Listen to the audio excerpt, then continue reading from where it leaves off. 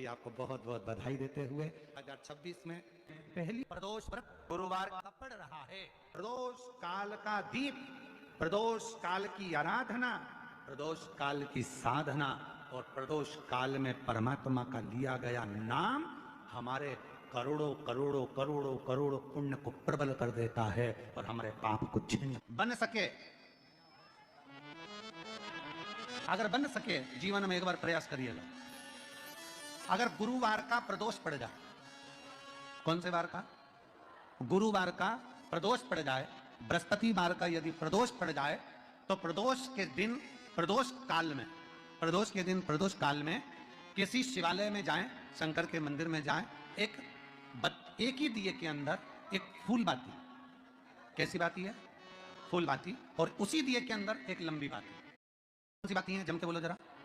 एक फूल बाती, एक लंबी बाती, दो बाती।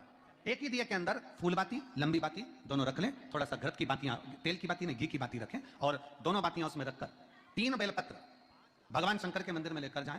दिए को भी प्रज्वलित नहीं करना है। पहली बेलपत्र नंदीश्वर की, जो ऊपर का भाग होता है जिसको हम शिव तत्व भाग कहते हैं, नंदी के पीठ पर एक भाग होता है जिसको शिव तत्व भाग कहा जाता है, वो नंदी की पीठ पर जो भाग है वहां पर एक बेलपत्र समर्पित करें। दूसरा बेलपत्र आप जो माता पार्वती जी का, जैसे ये शिवलिंग है और ये गोल भाग है, ये माता पार्वती जी का हस्तकमल है, तो माता पार्वती जी का जो हस्तकमल है, इस हस्तकमल पर कहीं पर भी एक बेलपत्र आप समर्पित कर दें। और तीसरे नंबर की जो बेलपत्र है, तीसरे नंबर की जो बेलपत्र है वो भगवान शंकर पर समर्पित कर दें। जो दिया आप लेकर गए हो मंदिर में, उसी दिए को नंदी और महादेव इन दोनों को दर्शन कराते हुए अगर मंदिर के अंदर लगाने दें दिया तो ठीक है, ना लगाने दें तो दीप को बीच में बस स्पर्श कराकर, भले बाहर जाकर लगा दो, पर प्रयास करो वो दीप वैसे तो बीच में, नंदी और शिव के मध्य में वो दिया स्पर्श होना चाहिए। जैसे ये नंदी है और ये शिव है, तो इसके मध्य में दीप स्पर्श कर ले, भले उसको जलाने ना दे, पर स्पर्श मात्र कर अगर आपने एकांत में कहीं पर भी ले जाकर लगा दिया, उस दीप को जला दिया, तो गया हुआ कितना भी करोड़ रुपया हो, वो धीरे धीरे कर गया हुआ धन हमारा वापस आता ही है। कोई खाकर भी बैठ गया तो देगा जरूर, वो धन आएगा जरूर, कैसे भी आएगा, पर अपनी संपदा वापस।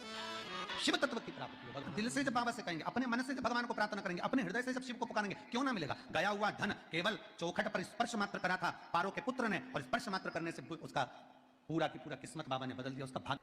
गुरुवार की प्रदोष पड़ती है तो शिव गंगा के स्थल पर निवास करते हैं। गुरुवार की प्रदोष शत्रुओं का नाश करती है। एक दिन शाम का समय, प्रदोष का दिन, प्रदोष का दिन, प्रदोष काल, शाम का समय, भगवान देव अधिदेव महादेव मां जगतजननी पार्वती जी के साथ में भ्रमण करने। देखिए, अगर प्रदोष का व्रत नहीं कर सकते, प्रदोष के दिन आप व्रत नहीं कर सकते, मान लो आपसे भूखा नहीं रहा जाए, प्रदोष का व्रत नहीं कर सकते, प्रदोष के दिन आप भूखे नहीं रह सकते, मंदिर भी नहीं जा सकते, दिया भी नहीं लगा सकते, तो शिव महापुराण की कथा कहती है कि प्रदोष के दिन, प्रदोष काल में अपने ही दरवाजे के पास देवाधिदेव महादेव का स्मरण कर लक्ष्मी की वृद्धि के लिए, कार्य सिद्धि के लिए, संपदा को प्राप्त करने के लिए आप अपने ही दरवाजे के पास में एक दीप लगा सकते हो। कौन से दिन? प्रदोष के। एक बात और अच्छे से समझ लीजिए, जो बच्चे चिड़चिड़े होते हैं, चाहे घर में बेटे हों, बहुएं हों, सास हो, ससुर हो, परिवार में छोटे छोटे बच्चे हों, चिड़चिड़ प्रवृत्ति करते हों या चिड़चिड़ा स्वभाव हो, जरा जरा सी बात में क्रोध आ जाता हो, बोलने का भान नहीं रह पाता हो, शब्दों के बाण चलते हों, तो महाराज प्रदोष के दिन, प्रदोष काल में बेलपत्री के पेड़ के नीचे एक, जो पत्ता आपके पास में हो, पान का मिल जाए तो पान का, पीपल का मिल जाए तो पीपल का, बेलपत्र का मिल जाए तो बेलपत्र का, उस पत्ते पर मात्र थोड़ा सा शहद और 7 दाने चावल के रखकर घी का दिया लगा दो महाराज, और थोड़ा सा जल हाथ की अंजलि में लेकर भगवान देवाधिदेव महादेव का स्मरण कर कि इस बेलपत्री के वृक्ष के नीचे माता लक्ष्मी, पार्वती, सरस्वती विराजमान है। इसी बेलपत्री के पेड़ के नीचे मेरे देवाधिदेव महादेव का 12 ज्योतिर्लिंग का स्वरूप प्रकट है। उनका स्मरण कर जल चढ़ा दीजिए और उसका स्मरण कर लो जो चिड़चिड़ प्रवृत्ति करता हो, क्रोध करता हो, जिसको बोलने का भान नहीं होता हो, सम्मान नहीं देता हो, अपशब्द कहते हो, उनका स्मरण कर आप छोड़ेंगे। एकदम एक प्रदोष करेंगे, दूसरे प्रदोष तक तो आपको कोई दिक्कत ही नहीं है। 2-3 प्रदोष कर देखिए, बाबा कृपा करें। बच्चों को पढ़ने का कह रहे हो, पढ़ने बैठो, पढ़ने बैठो, पढ़ने बैठो, पढ़ने बैठो, तो एक आध प्रयास बच्चों के लिए भी कर लिया करो कि भाई ठीक है, बच्चे लोग विद्या में प्रबल होंगे। शिव उपासना का जो फल है वह 1000 गुना। पहले भी कथा में आज फिर कहते हैं, शिव मंदिर में जल बाद में चढ़ाना, शंकर के मंदिर में जाकर पंचामृत स्नान बाद में कराना, शंकर जी के मंदिर में जाकर पूजन बाद में करना, पहले थाली एक और रखकर शिव मंदिर में झाड़ू पोछा या जो बेलपत्री निर्माल्य जो भी रखा हो उतरा हुआ सामान उसको भरकर कहीं एक और जहां मंदिर वाले रखते हो वहां ले जाकर रख दो, झाड़ू पोछा एक बार जरूर।